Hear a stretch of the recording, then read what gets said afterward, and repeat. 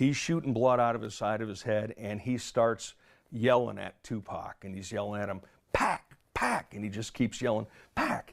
And I can see, then I look down, I can see Tupac is trying to yell back to Suge, and he's just kind of not physically able to do it. And he's kind of, you know, you can see him sort of mouthing, and they're in eye contact with each other.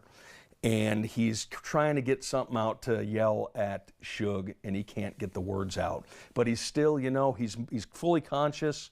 He's moving, he's kind of squirming, an extensive amount of blood on him. And I saw that he had, I couldn't tell exactly where it was, but he had clearly had torso wounds. So I realized then this guy has a good possibility of dying. So I looked at him and I said, you know, what happened? Who shot you? Who did this? You know, what's going on? And he's just really just kind of ignoring me. He's not even, you know, even though I'm right there holding him, he's just kind of not acknowledging my presence, and he's trying to yell back at Suge. Well, I turned around at Suge, and that was the first time I noticed. I saw the back of another bike officer, and he was pushing Suge away from me. Suge back, and Suge is still yelling, "Pac, Pac." He's trying to yell at him.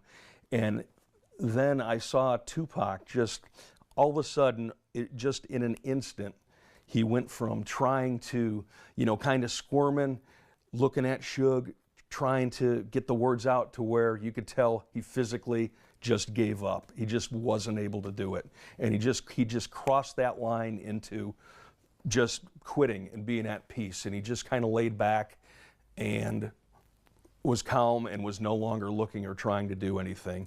I said, "What happened? Who did this? Who shot you?" And now he's looking at me, so we're looking at each other in the eyes. And this is kind of the first time he's even acknowledging my presence. And he looked at me, and I could tell he was, you know, he was getting a breath together to tell me. And he looked me right in the eyes, and we looked at each other, and he said, "Fuck you." And he said it just like that, with the emphasis on that F, to, you know, to really let me know. That's how he felt. So he said that, and right after he said it, he just kind of started, you know, started gurgling, and you could tell he was in bad shape, and his eyes, he's starting to lose consciousness then, and his eyes roll back. And as it turns out, that would be his last conscious moment and his last words.